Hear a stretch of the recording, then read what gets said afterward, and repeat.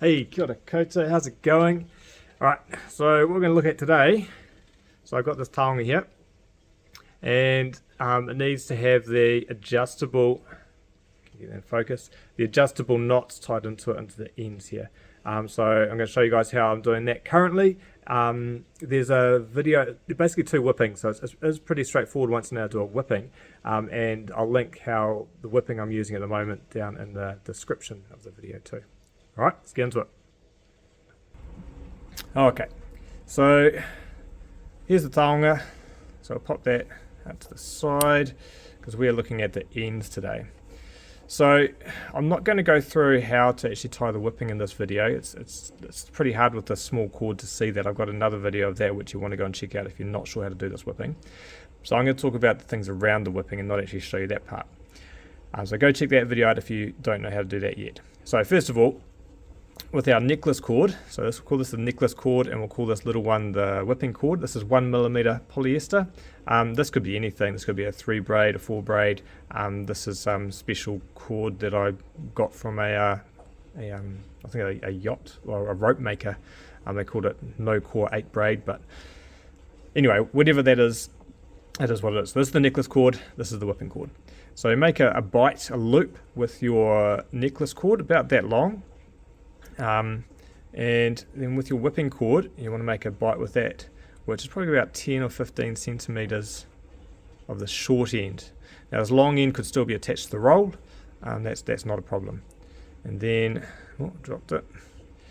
You lay them side by side like this. So I always like to have this loop inside, like not past the end of this, so it doesn't get caught or hung up when I'm doing my whipping. Okay, so I grab that with my right hand, get my short end, and I start doing the whipping. So I'll talk through it quickly, but I'm not really going to show you. So put it into the left and then wrap. Alright, so I do about 6 or 7 wraps for this part, keeping it snug the whole time, firm but not super tight. Always give this a pull to tighten up the first wrap. That's about long enough. Okay, cool. And then, without catching that bit there, slide it through, pull it tight. Okay, now there is the whipping. So I've got that loop now. Now I get my other end of my necklace cord that goes through the loop, and I slide that whipping by pulling the long one up onto there. Now it's that friction there that allows us to slide, but still have enough friction to hold when it's around your neck. Then we pull this through halfway, make it tight, and that's your whipping done. So now I can trim the ends off. Make sure you don't cut your necklace cord.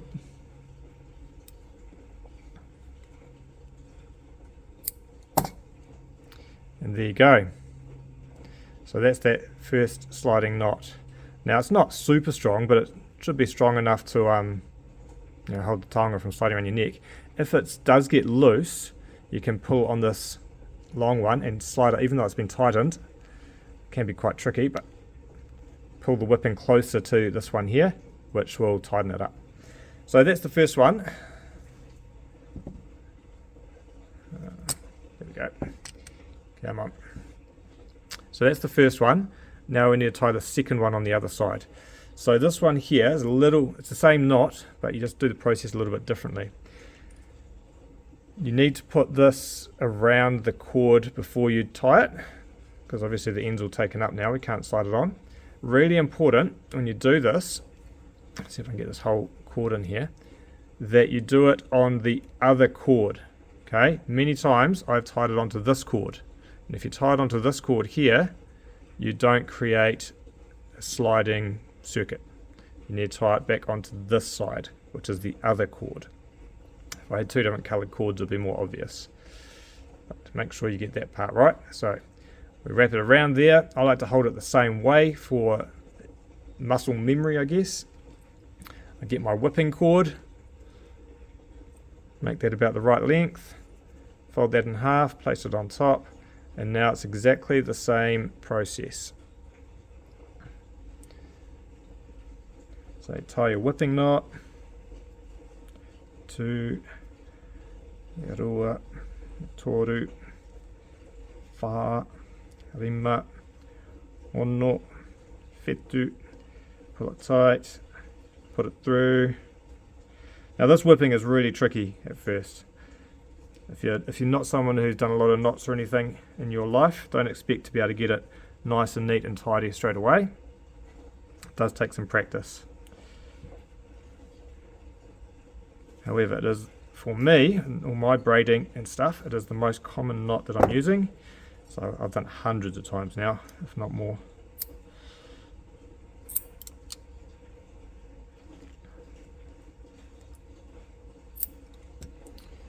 Alright, so there we go. There's our 2 sliding knots. Then you pull this way, it goes smaller, or bigger actually, and then you pull them both that way to make the loop smaller. Voila. Okay. Right, hope that helped. Let me know if you've got any questions. Ngā mihi nui koutou.